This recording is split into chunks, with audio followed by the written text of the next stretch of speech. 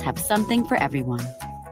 Discover premier resorts with creative kids clubs that will keep the little ones entertained while you enjoy world-class golf and spas. We are the original, the one, the only, the Palm Beaches. Plan your trip at thepalmbeaches.com. Step up to the plate with Terminix, the leader in pest protection for almost 100 years. We don't just hit home runs against termites. Since 1927, Terminix has defended homes and businesses nationwide from all kinds of pest curveballs. Trust Terminix to protect what matters most. Visit Terminix.com/Marlins to learn more. Because no one strikes out termites and pests like Terminix. ADT is the official smart security partner of the Miami Marlins. ADT knows a lot can happen in a second. 1 second you're throwing a curveball, and the next you catch it. 1 second you're off base, and the next you've hit it out of the park. And when it comes to your home, 1 second you feel safe, and the next something goes wrong. But with ADT's 24/7 professional monitoring, you still do. When every second counts, count on ADT. Go to ADT.com/Marlins or call 800-750-0647 today. For license information, visit ADT.com. Miami Marlins fans, we celebrate every victory together. But when life throws you a curveball, whether you're injured at work, hurt in an accident, or facing a disability, you need a team that knows how to win. At Werner Hoffman, Gregg & Garcia, we fight for you in personal injury, workers' compensation, and disability cases. With decades of experience, we make sure you get the benefits and compensation you deserve. Let us step up to the plate for you. Werner Hoffman, Gregg & Garcia, where Miami's injured find their strength. Call us now or visit wernerhoffman.com. Let's win this together.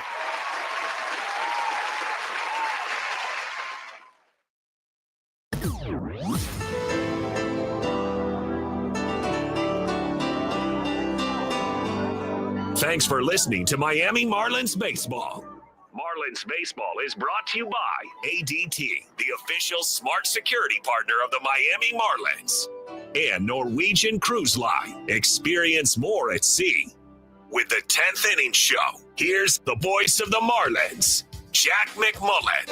Well, really good win for the Fish over the Colorado Rockies on Wednesday evening at Coors Field in downtown Denver. The Marlins get the win. They also get the series win over the Colorado Rockies. Final score on Wednesday night was the Marlins 8 and the Rockies 4. The Marlins had plenty of opportunities with runners in scoring position. They had 14 at-bats with runners in scoring position today, and they left 5. This felt like kind of that classic win from a better team than the Colorado Rockies at a place that is as hitter-friendly as Coors Field is. The Marlins put their foot on the gas with some crooked innings, and they did not look back. Augustin Ramirez hit a mammoth blast. It was a 2-run shot that went over 420 feet midway up the bleachers in left field here at Coors Field. Ryan Weathers fought today. We talked to Ryan Weathers yesterday ahead of his start tonight, and we asked him, what are you worried about in terms of the Arsenal playing at Coors Field, which is a mile above sea level? And we know historically pitches of all kinds just move less. Four-seamers are going to carry less at the top. The fastball, the sinkers are going to dart less. The breaking balls are going to bite a little bit less. And Ryan said, I just got to be pinpoint with my execution. And it felt like he was pinpoint enough. Ryan did have to fight through some base hits, 4 innings, 8 hits, but 3 runs. And Ryan Weathers was very solid today without his best stuff. It felt like a gutsy 4 innings from Ryan, and the ERA 6 starts in to his major league or to his Marlins season sits at 3.21. Tip of the cap to the bullpen. Getting to the 9th inning, the trio of Lake Bacher, Ronnie Enriquez, and Calvin Fauché, they worked 4 no-hit innings. They walked just 1 guy, and they punched out 3. Bacher went 6 up and 6 down in the 5th and 6th. Ronnie Enriquez did surrender a walk, but he didn't allow a hit or a run in the 7th, and Calvin Fauché with a 1-2-3 8th. Liam Hicks handled Weathers, who didn't necessarily have his best stuff, and that excellent bullpen today. Liam Hicks also offensively was 1 for 3 with an RBI and a pair of walks drawn. Liam was standing by with our Steven Strom postgame. We forgot, or at least we forget, that this was a 40-minute rain delay. What did the preparation look like? First time catching Ryan Weathers in a regular season game today. Yeah, it was exciting. Obviously, he's got electric stuff. He's a guy that really has a good idea of what he does well, what he wants to do out there. So kind of let him be him, go with his strengths, try and just talk between innings, continue to be on the same page, and it was really fun catching them. Did you change the routine? What did the routine look like, at least with the delay? Just kind of abbreviate a little bit, not as much time to kind of go through the whole warm up and all the prep work. So just kind of condense it a little and just try and get ready for the game. What was your take from his start tonight? I think he was really good. I mean, I think they had a pretty good game plan against him and made him work, but I think kind of settled down a little bit. Just that one inning kind of got away from us a little bit, but I mean, I think the stuff looked really good. They took away the changeup a little bit today, so had to rely on some other stuff to get him out, and I think he did a really good job. How'd you see the offense operate early on? It's fun. I mean, I think it's a kind of relentless group. I think really good situational hitting was kind of the key to the day, Men on third, less than 2 outs, finding a way to drive them in. Augustine and Burt also sack flies. So I think that's what you got to do. You got to keep tacking on runs. RBI single for you. What are you working on offensively? Just trying to simplify it a little, ups and downs, long season. I really just trying to control what I can control right now. Hit the ball hard. That's kind of the main thing, and let the chips fall how they may. Hicksy, thanks for the time. Awesome. Thanks. All right, Malsey. All right, thank you, Strami. Thank you, Hicksy. And I guess I am Mulsey here after an 8-4 win for the Fish over the Colorado Rockies. We will step aside for 2 minutes. When we come back, play the highlights from the Fish 8-4 win over Colorado. 10th inning show continues next on the Marlins Radio Network. Felt like I was in a Dr. Seuss book for a minute. First pitch to Liam Hicks. That one a ground ball. That's through the right side. That is a base hit. They're sending Marcy around third. He will come in to score. Throw comes back into the infield. Knocked down by the shortstop Tovar. And Augustine goes first to third. So an RBI single, and there is a free pass coming back to bite McCade Brown. Luckily, it was a line drive that stayed over the head of Farmer. First pitch to Javier Sanoja. That one hammered out to left and deep. Beck is back. That slams off the wall. Hernandez off on contact. He scores from second. Troy goes first to third. And Javier Sanoja blisters an RBI double to tie this game at 2 in the top of the fourth. Ready. Now the righty Brown gets the lefty hitting Marcy here.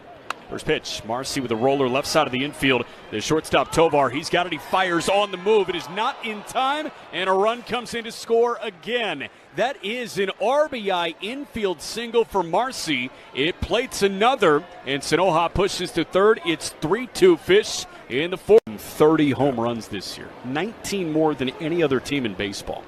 A 1 pitch, that one hit high in the sky, straightaway center field. Doyle had to drift back a couple of steps. This will be deep enough to plate Burt. The throw goes to third. Sanoja chugs in there. Everybody up 90 feet. That is a sacrifice fly to give the Fish a 4-3 lead in the top of strikes. First woman to ever call balls and strikes in a big league ball game. 2-2. That one hit well left center field. Doyle and Beck converging. Brenton Doyle covers as much ground as anyone. He gets to that with ease on the track in left center, but that is plenty deep enough to plate Pauly from third. It is out number 2, but a sacrifice fly gives the Fish some breathing room. 5-3 in the top of the 72 games, barring something crazy at the end of the year. 1-1. Augustine takes off. He sends one high in the air, out to left and deep. It is.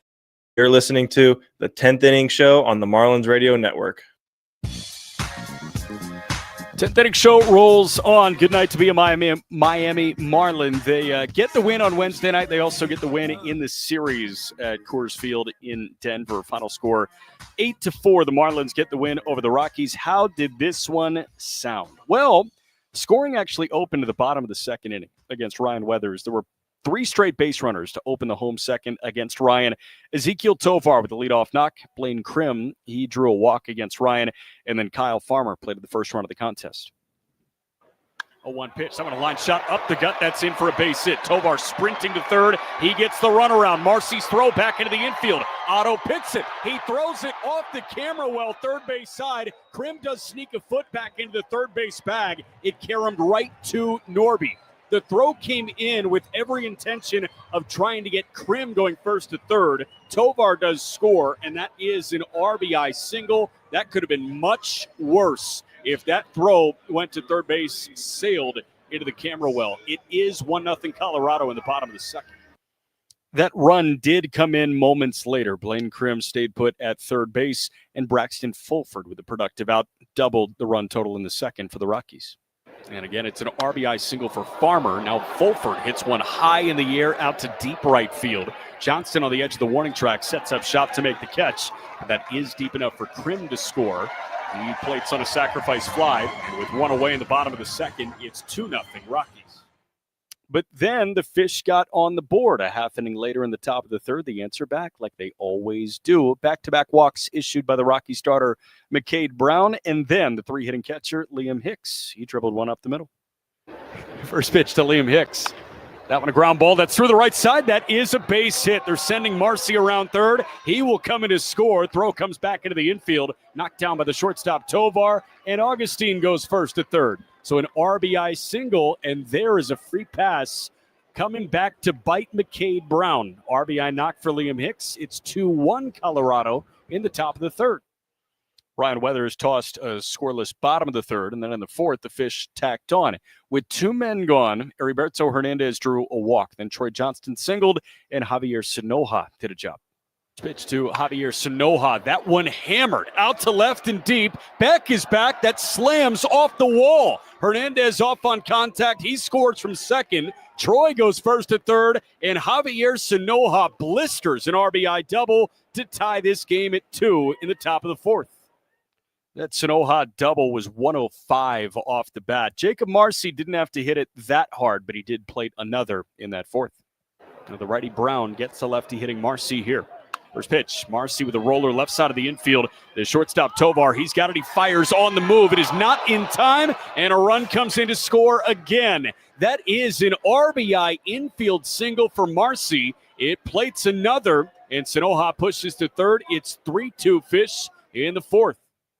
Half inning later, Rockies respond with their big boppers. Hunter Goodman slammed a double off the wall down the left field line. Jordan Beck brought him in. And the 2-0 pitch. That one ripped on the ground. That's past the shortstop Lopez into left for a base hit. They're sending Goodman around third. Throw coming home is cut off by Norby. And that is an RBI knock for Beck. So an RBI single ties this game at 3 in the home fourth. Next two that we play it, they were Marlins runs, and they were productive outs. Sacrifice flies. First from Agustin Ramirez in the sixth. A 1 pitch. That one hit high in the sky, straight away center field. Doyle had to drift back a couple of steps. This will be deep enough to plate Burt. The throw goes to third. Sinoja chugs in there. Everybody up 90 feet. That is a sacrifice fly to give the Fish a 4-3 lead in the top of the sixth. And then Heriberto Hernandez an inning later in the seventh. First woman to ever call balls and strikes in a big league ball game. 2-2. That one hit well left center field. Doyle and Beck converging. Brenton Doyle covers as much ground as anyone. He gets to that with ease on the track in left center, but that is plenty deep enough to play Paulie from third. It is out number 2, but a sacrifice fly gives the Fish some breathing room. 5-3 in the top of the seventh. Then the big blast in the eighth. Agustin Ramirez with home run number 21. 1-1. Augustine takes off. He sends one high in the air, out to left and deep. It is gone. Agustin Ramirez, a 2-run blast. Gus Bus has left the station, and that is some serious breathing room. 7-3 Marlins, and that was 422 feet for home run number 21. And then, how about some more insurance? Leadoff walk issued by Angel Chavili in the top of the ninth inning, and Joey Weimer with a knock. 1-1. Weimer slashes the ball into right field. That's in for a base hit. That'll plate another run. Paulie in from third. Joey Weimer gets the job done with an opposite field knock, and it's 8-3 Fish in the top of the ninth. And then we went to the bottom of the ninth inning. George Soriano came on after excellence from the Marlins pen. Bacher for 2. Enriquez for the 7th and Fauché for the 8th. Mickey Moniak greeted him to make things a little bit more interesting. And the 0-1. Moniak drills high into the Denver night to the second deck and gone. Mickey Moniak did not miss a stitch. Solo shot for the Rocky right fielder. It's 107 off the bat, and he cuts into the deficit. It's 8-4 Fish in the bottom of the ninth inning. And George Soriano settled in after that. Did allow a pair of knocks, but he got a couple of quick outs, and Ezekiel Tovar bounced into a fielder's choice to end the contest. 1-1. Tovar with a chopper over to third. Norby's got it. Shoulder high hop. He goes the short way to second, and they pinch the middleman back.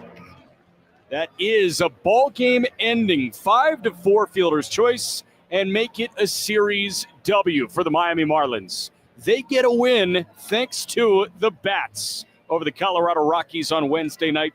Final score in game 2, the Marlins 8, the Rockies 4. That's how this one sounded. You'll hear from a happy skipper, Clayton McCullough, after this. 10th inning show continues next on the Marlins Radio Network. Visit Migasu. Xavier lifts off. He goes high in the air, out to right and deep. Cruz is looking up at the wall. He leaps up, and it's gone. It just snuck over the short wall. I think Dylan Cruz, he leaped up. That got right to the left of his glove, and that snuck over that short porch. Xavier Edwards hits a 3-run blast, and there's your breathing room for the Fish. 8-3 in the bottom of the 8th.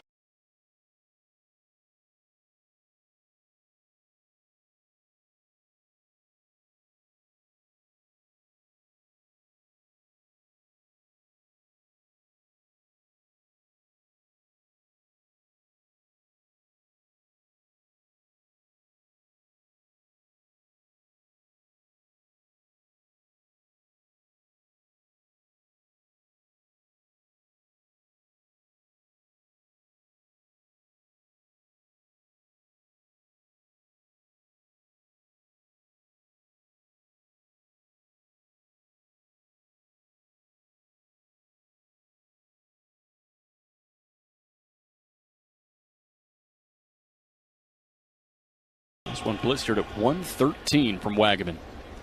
0-1. That one blistered out to left, falling quickly. Lyle dives and gets right past him. It rolls all the way to the wall. Marcy in from third. Here comes Mesa all the way from first. Throw coming home up the line a little bit, and Wagaman pushes to third. It's a 2-run double, and that doubles the Marlins lead. 4-0 Fish in the home 8. It was amazing. The picture burned into my brain as Weimer hits one high in the sky out to left. Lyle working back shy of the track. He makes the catch. That is deep enough. Wagaman will come in and score. A sacrifice fly makes it 5-0.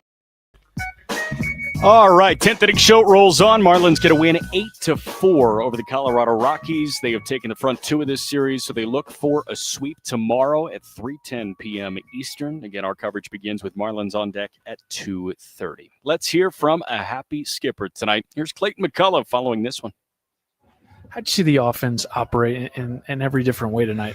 Yeah, I love how we hung in there. It wasn't a great start. I mean, the first couple of innings, just the quality of the bat. But as that game went along, we tightened it up. I think to come out here with around 8 walks and a bunch of hits, create a lot of innings, some traffic, made some outs on the bases that maybe took us out of some run scoring chances. But overall, offensively, I mean, it was a really good effort. I think we grinded on them well, forced them to really work, and put up 8 runs, got some big runs late, the Gus homer, Joey's big knock there at the end. So I think we really kind of a slow start, but as that game went along, we really strung some high quality bats together. What'd you think of Weathers? You know what? It's this thing about here, it's tough. It was a grind for him. Sometimes you're going out there trying to figure out how your stuff's going to react, here and trying to get a feel for where you need to start pitches to get him in the zone. Like his changeup, he was just cutting some and missing with some of his changeup. And first couple of innings, pitch count just got up there a little bit. Really had to work hard to get through it. But you know what? He buckled down, got through 4 today with certainly not his best stuff that we've seen. But that, will happen here. And, he was able to keep it to 2 runs through 4 on a night when he certainly wasn't his sharpest. So that's a positive to take away. What's kind of going through your mind when he's in that second inning and he's over 30 pitches? It's his second start off the IL. Yeah, I mean, we were paying attention to that. How many he got up around 20 or so the first inning. The second inning was long. Understanding not only him but any of our guys, you get to a lot of stressful pitches earlier. That many stressful pitches in 1 inning, but he was able to get through it and manage it pretty well the last couple of innings to finish up. Curious how Marcy's doing after the hit by pitch and what you saw with Heriberto and him in the outfield. I think Marcy's going to be fine. He's tough, and he was okay, able to finish with no limitations. Him and Bert just both tracking for a ball there and fortunately for us that both guys came out of that one unscathed, but it was those can be scary. Lineup featuring 7 rookies, accounting for pretty much all the offense tonight. What does that say to the maturity of some of your rookies in the roster today?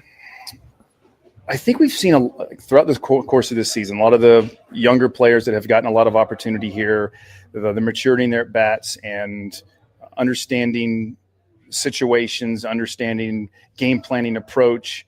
They've really grown in that regard. And I think some of the others that have come up during the season have fed off of that and the understanding that, to perform at a high level here, it's not just see ball, hit ball. Like you do have to have a plan when you go up there and be stubborn and be disciplined. I thought one of the best at bats of the night was Troy's at bat. I think leading off the second inning, maybe where Ryan had a long, maybe leading off the third, had a long inning. He goes out there, really worked, a terrific at bat. And I think those are really positive things for our group, that there's team at bats that are required all throughout games, and our guys are learning how to appreciate that. How'd you like the 5 solid innings from your bullpen?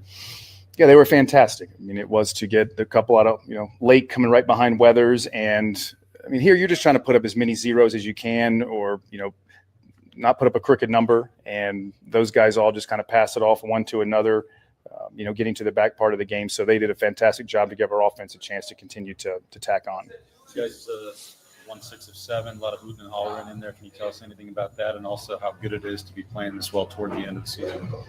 Yeah, it feels a lot better to be playing the way we're playing now compared to how it was a week and a half ago. So I think that's another encouraging part, and have seen from this group all year long that they bounce back very well, very resilient, and it's nice to win games in any part in the season, but certainly it feels good right now to put some of a tough stretch behind us and play a lot better.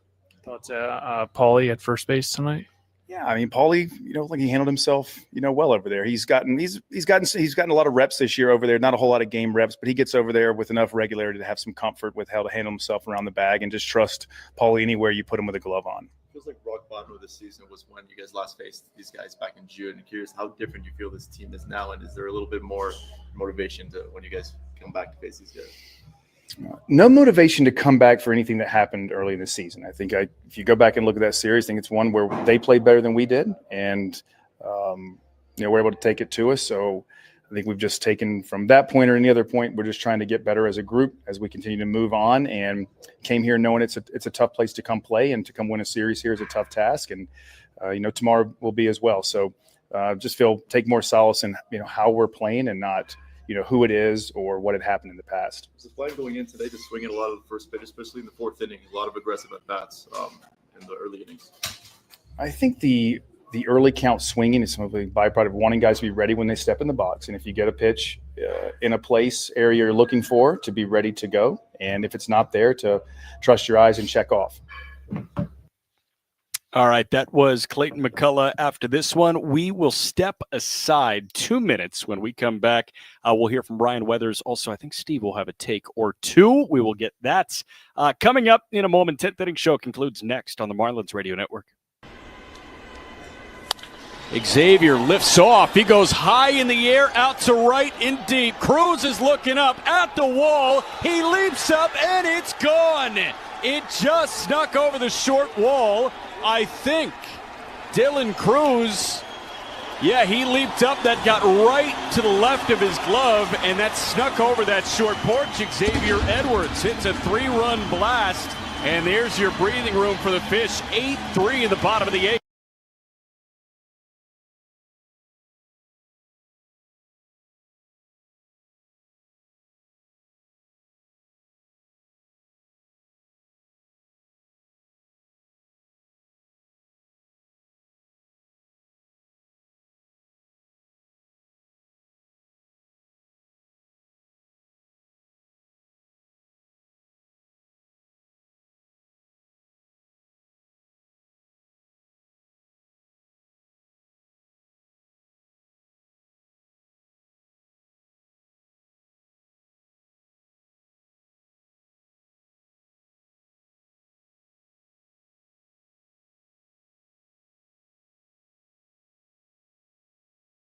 This one blistered at 113 from Wagaman.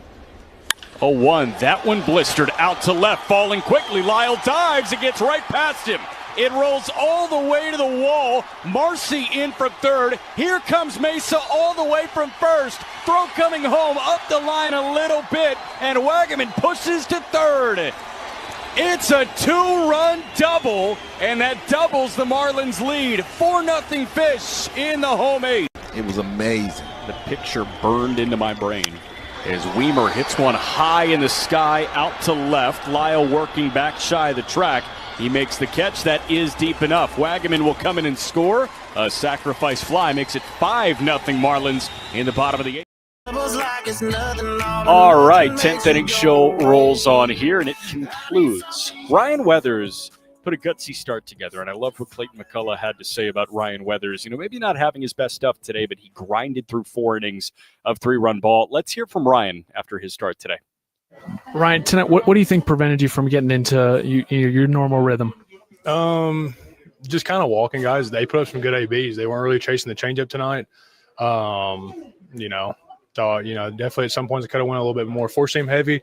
And then, obviously the breaking ball just wasn't moving a whole lot tonight. Threw some good ones, threw some bad ones. But to escape here with the traffic I had and get out here, just giving up 3 runs and keeping the team in the ballgame, that's a win. How did the delay maybe affect the preparation? It didn't affect the preparation. I knew pretty early, still no excuse to go out there. Still got to make pitches. And like I said, just blessed that I got out here giving up 3 runs. So everything felt good, though, mechanically and stuff-wise? Yeah, everything felt good. Maya just kind of picked around the strike zone a little too much. They're, a super aggressive team. Probably should have picked up on that a little bit sooner, that they weren't being as aggressive tonight.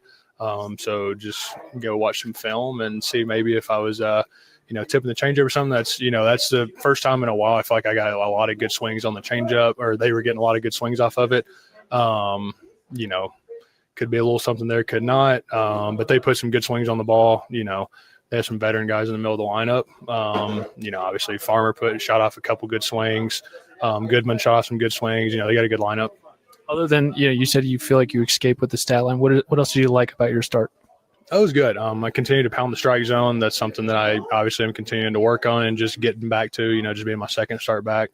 Obviously just got to have a little bit better 2-strike pitches. And we can just fix that in the bullpen this week. I guess that second inning, you threw over 31 pitches. How were you able to remain composed and complete the inning? You're just gotta just deal with it. Sometimes you're gonna have innings like that. A couple bad hits, a little infield singles, couple good singles.